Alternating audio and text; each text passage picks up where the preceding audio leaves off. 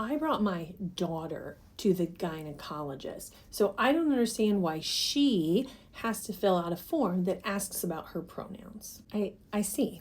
Well, we ask about pronouns and gender on our forms because we see a wide variety of patients and we want to make sure that we are addressing each patient as they prefer to allow them a better experience in the healthcare field. Well, it seems to me that you're putting an undue burden on the majority of your patients because a couple of people might feel sad otherwise.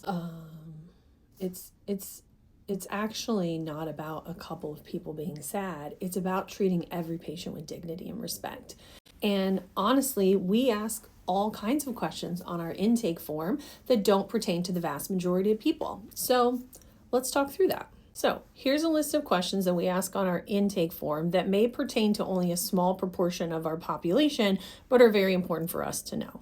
Blood clots, particularly those in the legs or in the lungs, occur in 1 per 100,000 people under the age of 18. Stroke occurs in 1 to 13 per 100,000 patients under 18 per year. Epilepsy or seizure disorders, annual incident rate of 41 per 100,000 children. Pregnancy occurs in 5.4 per 100,000 birthing people under the age of 18 per year. Von Willebrand's or other bleeding disorders, 1 to 2%. Migraine headache with aura, 1 to 3%. True medication allergies, 1 to 10%. Now, let's compare this to the number of people who might benefit from having pronouns and gender on their medical intake forms. Gender diversity, 1 to 3% of persons under the age of 18.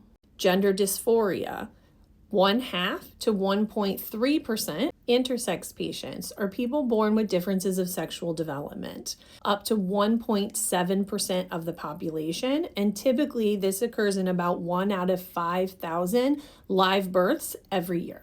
And even though each of the things that we just talked about occurs in a non-majority of patients, each of those things is exceedingly important to me to make sure that I am providing appropriate, comprehensive medical care to every single patient in a dignified and respectful way.